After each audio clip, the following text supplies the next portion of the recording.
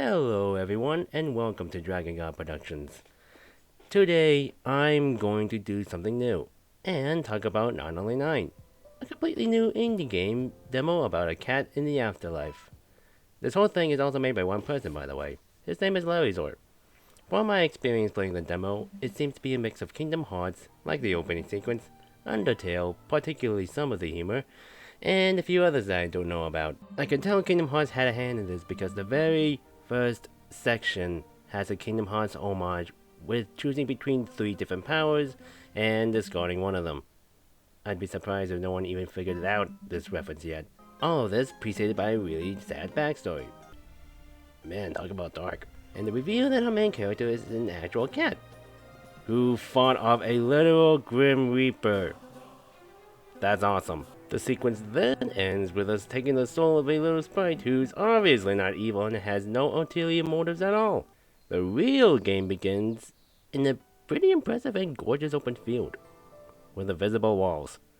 And the main inhabitants of this area are animals, who also happen to be actual humans, with the power to conjure whatever they want with just a thought. Like the best gaming setup in history. God, I wish I could have that. And apparently everything in the afterlife runs like a computer. For some reason. We do various tasks for these people, like checking in at Afterlife Customs, filling out a survey, going to a flower field, setting up a Wi-Fi, completing a diorama, and going to a cemetery for filming. That last one is not a joke. We're also accompanied by a bear and a little badger, I think? The latter whom leaves after we reach the cemetery. By the way, we can leave the cemetery once we reach it. Also, the bear turns out to be a Reaper, who was involved in a big battle that resulted in the sealing of the creator of the afterlife. And he's our first boss. Did I forget to mention that this game is a turn-based RPG, and our only attacks are switching between two attacks to charge up these 2 meters and blasting it all on one attack with some pretty cool effects. We won and we basically take his soul, and I don't think we have much of a choice. And the demo ends there. This is an impressive first demo considering that this was made by one guy with a team primarily of artists and 3D artists. As in he did everything but the art. The writing is cute and charming when it needs to be and dark when it wants to be. I can at least tell that Larry Zor is putting his all into making this game. And reminder, this is his very first game. The graphics are amazing, but with the way the environment is set up, it looks like that you could be able to go farther than you think. Except there are invisible walls here and there. If you're going to have a limited explorable area, at least put up an actual barrier to show where you can and can't go. But if the area is supposed to be this small for the sake of the demo in order to not make it feel bloated, then that's fine. Though if you're going to be returning to some of these places a lot, some fast travel will be useful.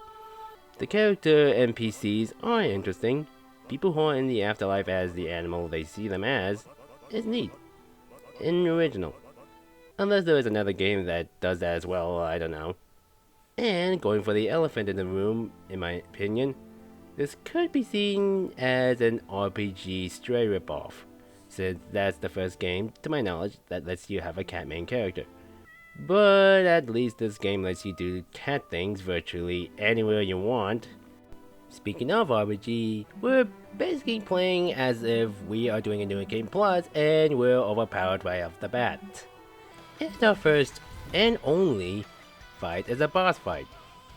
Wouldn't be the first game where the main enemy is a boss, but for a turn-based RPG, that is an interesting concept. For Larry's first game, it's a pretty good first attempt. There's some odd game design choices here and there, like no pause feature and no settings to toggle. Not everything is polished, and some of the game's UI looks really old, like old gen PS3 old. But the game is starting out, so some of the scuff is to be expected. And hey, at least he patched out the demo for some of these issues, so that's something that even AAA game studios wouldn't even bother to do. I hope that he takes this experience, as well as some of the constructive criticism around this game, and learns from them to improve. because I actually want to see where he goes from here.